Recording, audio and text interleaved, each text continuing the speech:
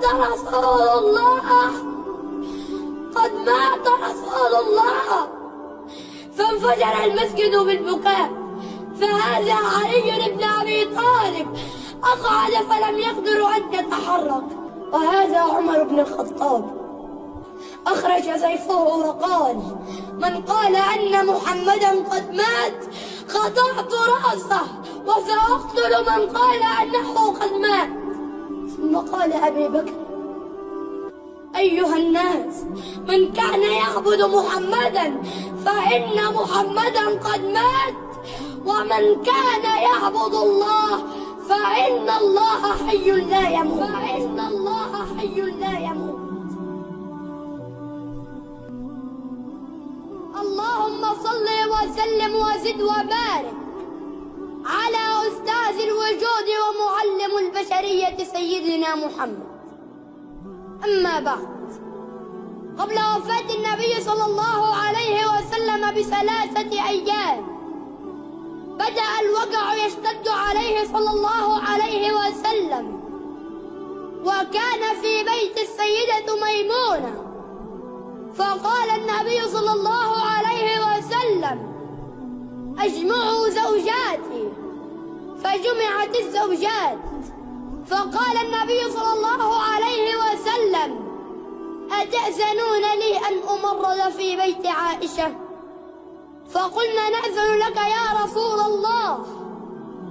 فأراد أن يقوم فما استطاع، فجاء علي بن أبي طالب والفضل بن العباس، فحمل النبي صلى الله عليه وسلم وذهبوا به من حجرة السيدة ميمونة إلى حجرة السيدة عائشة.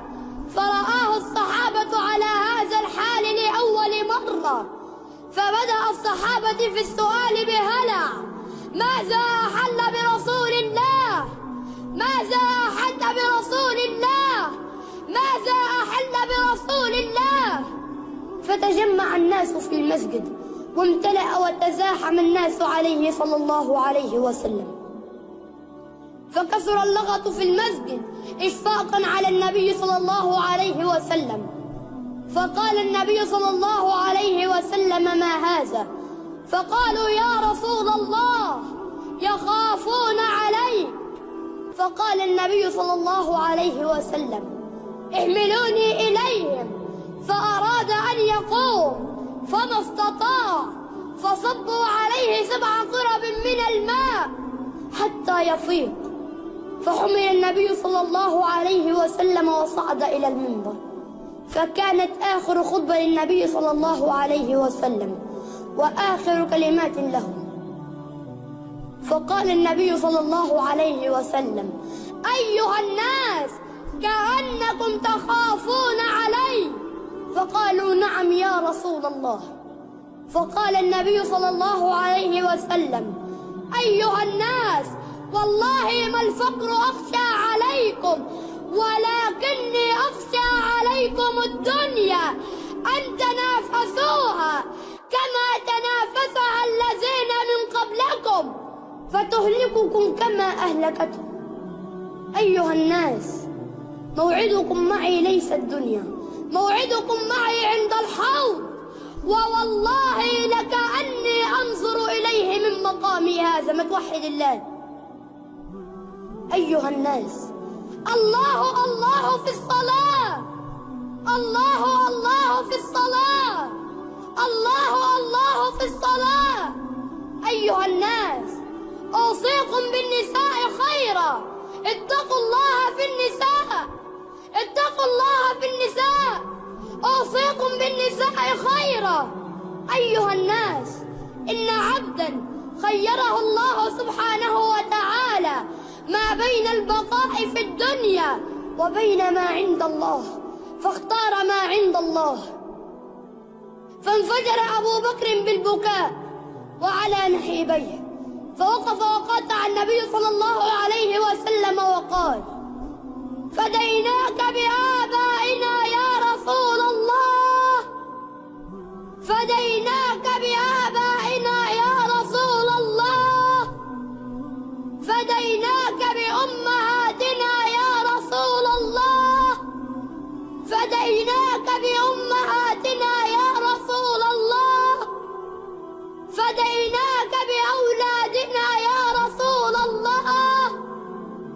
فديناك بأولادنا يا رسول الله، فديناك بأزواجنا يا رسول الله، فديناك بأزواجنا يا رسول الله، فديناك بأرواحنا يا رسول الله، فديناك بأرواحنا يا رسول الله، فديناك بأولادنا يا رسول الله، فديناك بأولادنا يا رسول الله، فديناك بأموالنا يا رسول الله، فديناك بأموالنا يا رسول الله، فديناك بكل ما نملك يا رسول الله.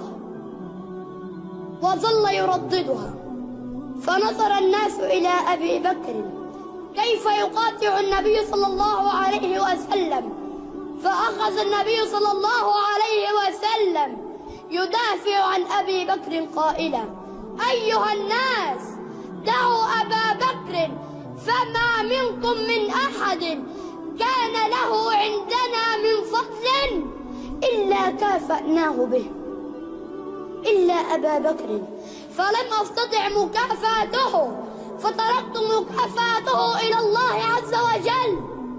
كل أبواب المسجد تسد إلا باب أبي بكر لا يسد أبدا. ثم دعا لهم قائلا: أواكم الله، حفظكم الله، نصركم الله، ثبتكم الله، أيدكم الله، رعاكم الله. أيها الناس، اقرأوا مني السلام وكل من تبعني من أمتي إلى يوم القيامة.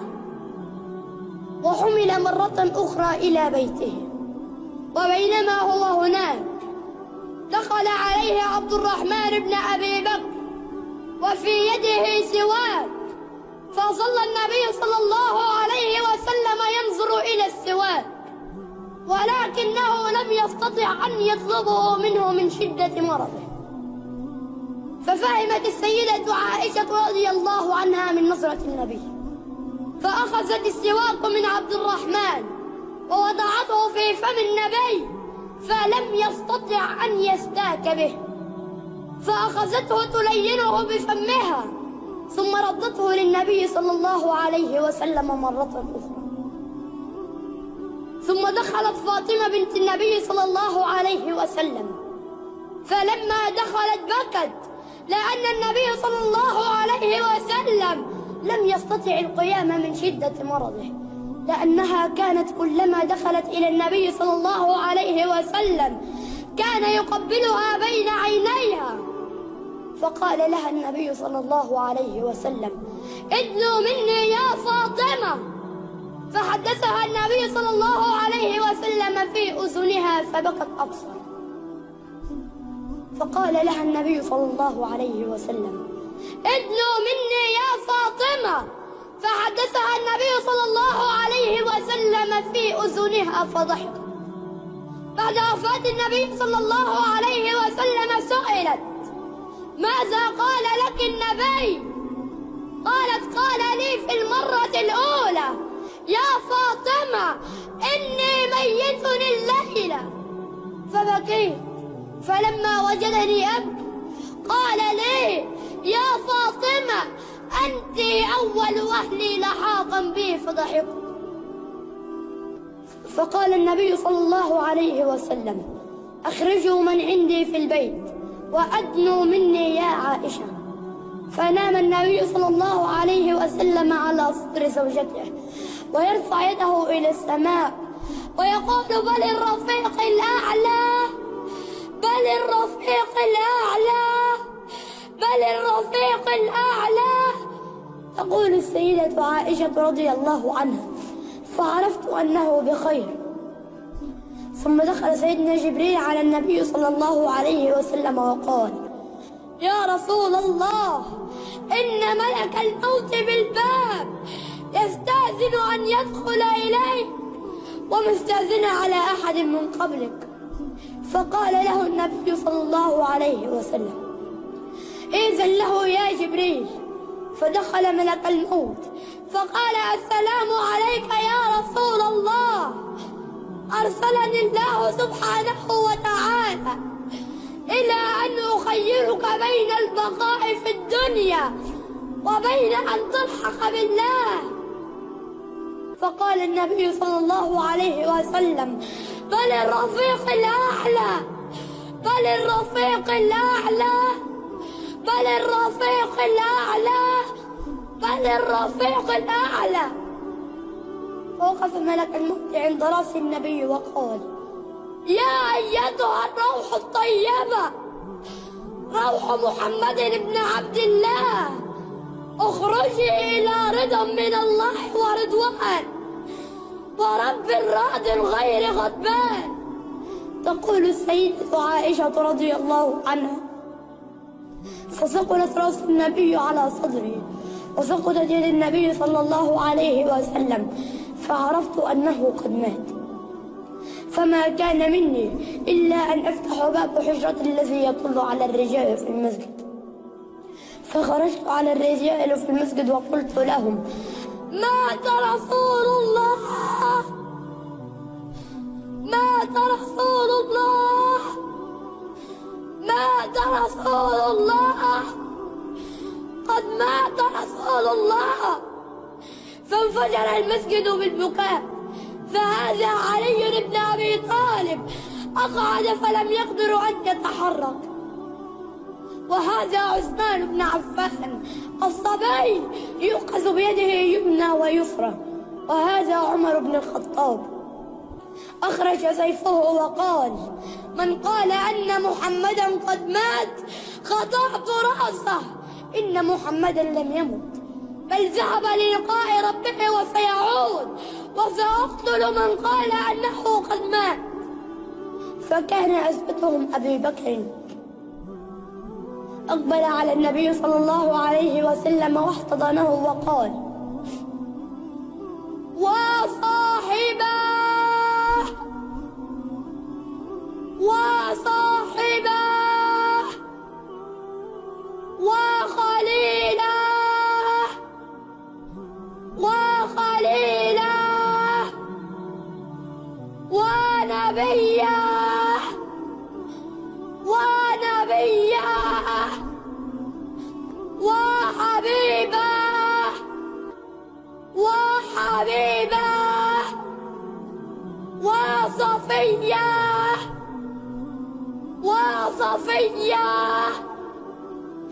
وصفيه.